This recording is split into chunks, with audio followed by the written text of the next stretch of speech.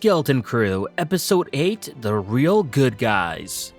Picking up exactly where we left off at the At Attin vault, Jod continues his ruse as the Jedi Republic emissary, ordering Wim, Neil, and KB to their quarters and to be monitored, while escorting Fern and her mother Farah to meet the supervisor. And the kids are ecstatic, of course, to reunite with their parents, but the excitement quickly fades as they realize that they're now confined to their homes, all under the watchful eyes of security droids, keeping tabs on their every move, and yikes. If At Attin already didn't feel like a dystopian AI nightmare, then this takes it to a whole other level.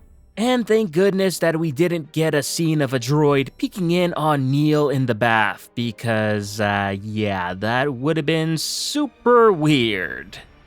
At the supervisor's tower, we finally get the big reveal the season has been building toward. As to the utter shock of Jod, Farah, and Fern, the mysterious supervisor is revealed to be a giant sentient supercomputer. Clearly a nod to HAL 9000 from 2001: A Space Odyssey. And personally, I called this right away in the previous episode.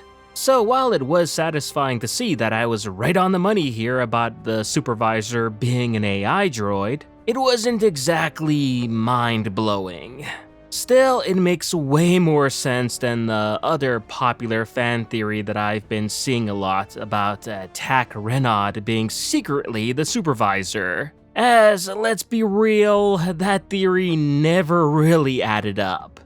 That said, the AI supervisor, despite its imposing presence, is shockingly naive. Though initially, I think, it falls for Jod's Republic Jedi act, it then quickly calls him out on it, claiming to know all about Order 66 and the supposed Jedi betrayal of the Republic. And on paper, this should have been a power move, but in practice, not so much. As well, the AI is completely defenseless, and Jod is literally standing right in front of it with a lightsaber. I mean, what does it think is gonna happen?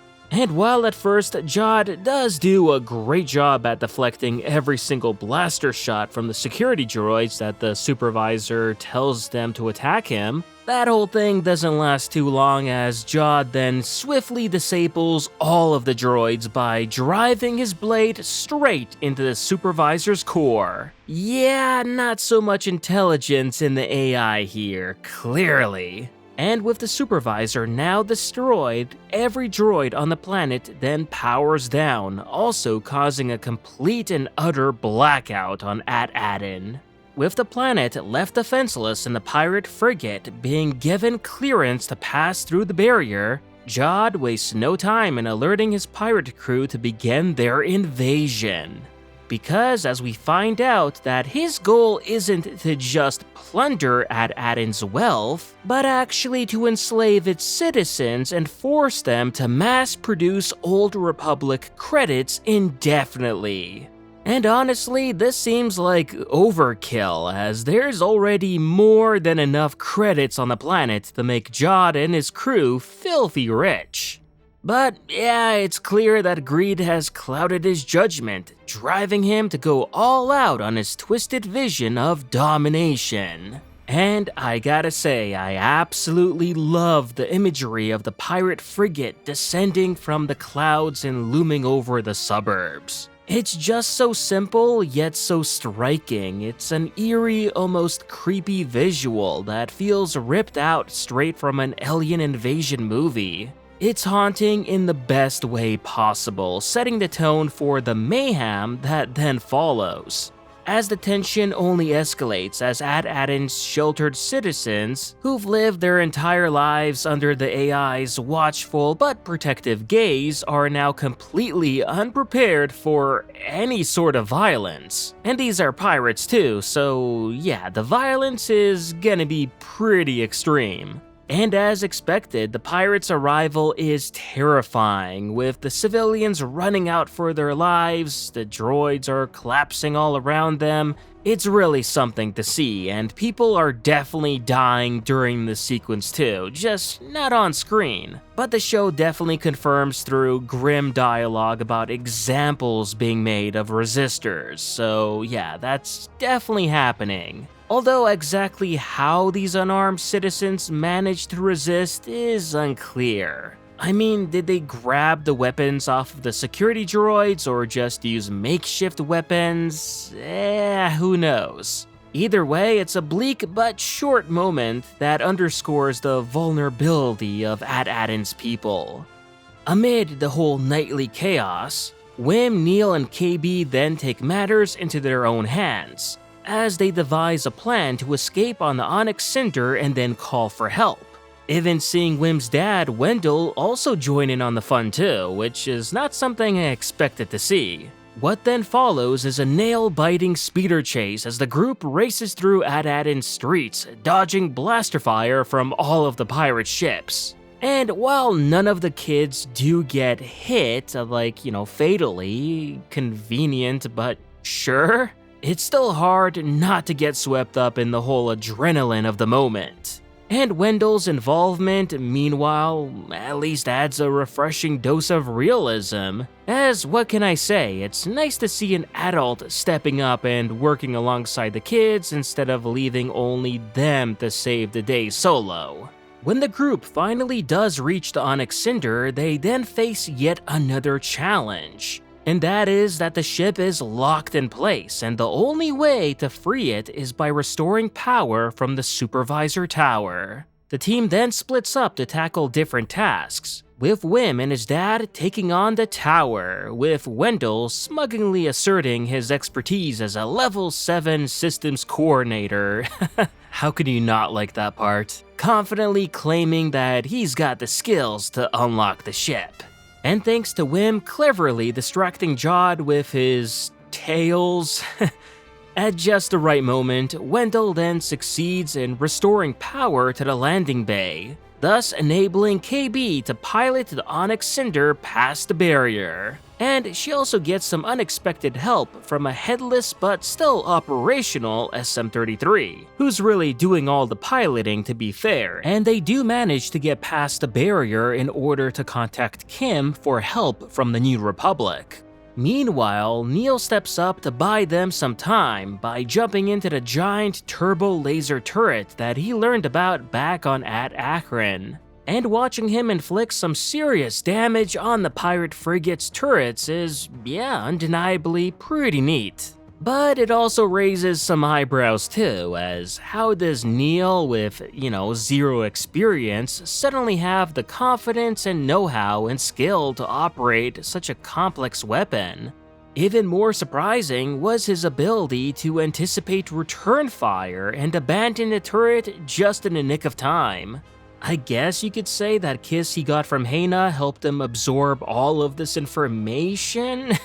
I don't know. So yeah, it's a bit of a stretch, no doubt there, but it's the kind of leap in logic that you do expect from a kids show from time to time, so I'm not really gonna overanalyze this. But despite Neil's efforts, KB's call to Kim is cut short, as just as she's about to explain the planet's barrier, the pirates then strike her, and the Onyx Cinder is shot down. And while there is no massive explosion when the ship does crash land on the ground, the show does strongly imply that KB has died.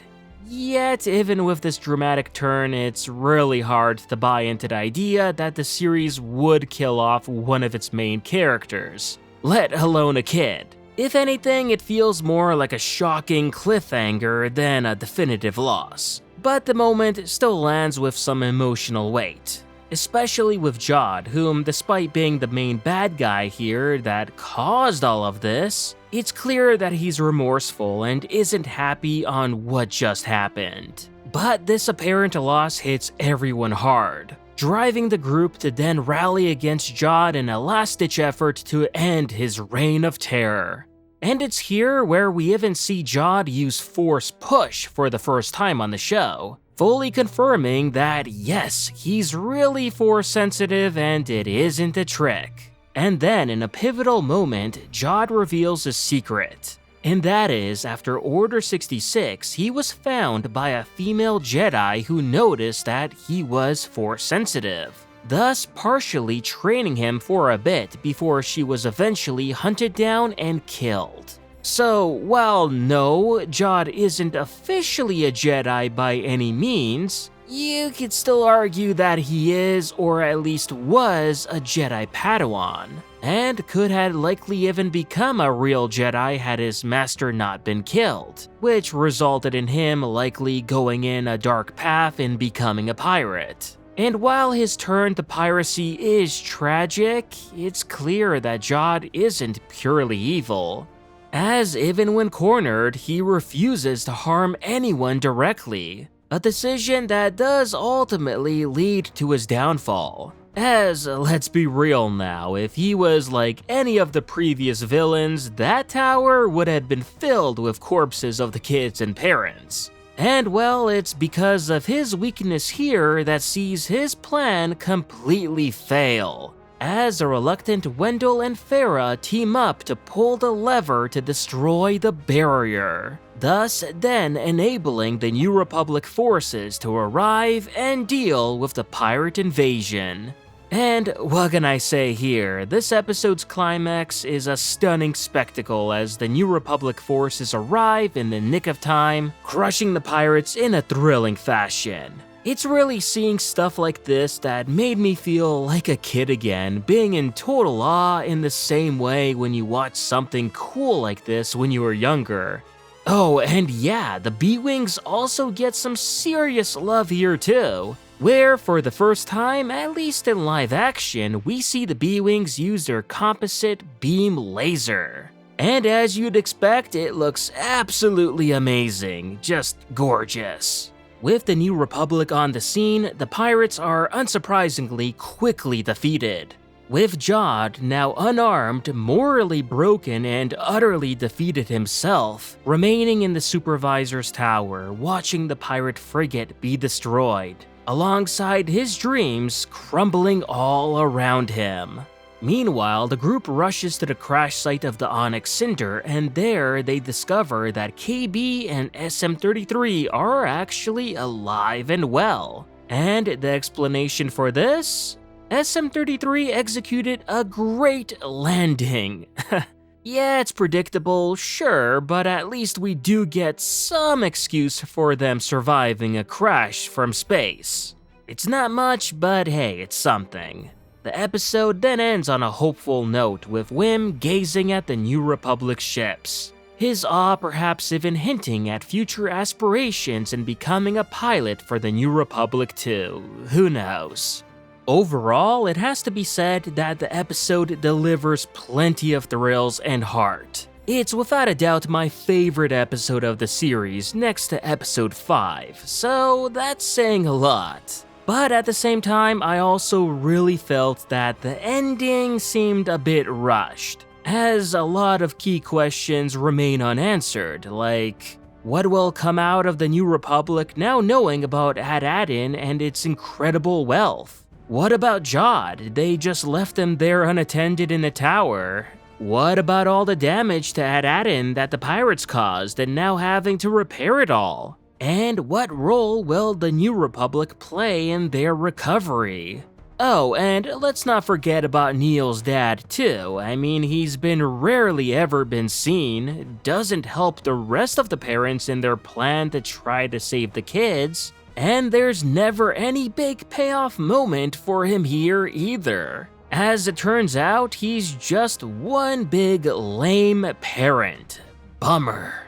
Fortunately, the same can't be said for the rest of the parents, and the finale's central theme of overcoming fear and working together shines through, leaving a powerful message about embracing the unknown. As for Jod in particular, he was easily the standout character of the entire series. What I appreciated most was how the finale also resisted in redeeming him while still providing context for his actions. Specifically why he didn't take any of the many chances to outright kill the kids or their parents. And his moment of mourning for KB was a subtle but poignant touch. Despite his defeat, the arrival of the New Republic offered Jod something he hadn't experienced before. He spent his whole life in a galaxy where no one looks out for anyone else, but now he's seen proof that things can be different. It challenges his worldview and shows that while he's broken, he's not beyond redemption. And honestly, I wouldn't be surprised if he pops up again in some capacity in the future, as his arc does feel ripe for continuation. Finally, for the Skeleton Crew as a series whole, like I said before, I came into it with zero expectations. And while the premiere was slow and poorly paced, things definitely did improve as the series progressed. Sure, there were weaker episodes here and there, but none were outright terrible. In fact, the writing was good and the engaging dialogue carried much of the show, even if it wasn't operating at the high caliber of something like Andor. And let's be real here, it didn't need to be. It just needed to outshine the writing in shows like Ahsoka, Kenobi, The Book of Boba Fett, or The Acolyte. And for me, it easily cleared that bar. That said, there were moments where believability faltered, breaking the immersion a bit, but I still found myself enjoying the show for the most part for what it was, a kids series first and foremost. And as kids shows go, it's a stellar entry into the Star Wars universe. If we do end up getting a season 2, then I'm all for it. But if not, then I'm grateful for the ride we did get. And that was my take on the Skeleton Crew. Let me know what you all thought about the episode and the series overall in the comments down below. And if you haven't already, remember to like this video, subscribe to the channel, and I'll see you on the next one.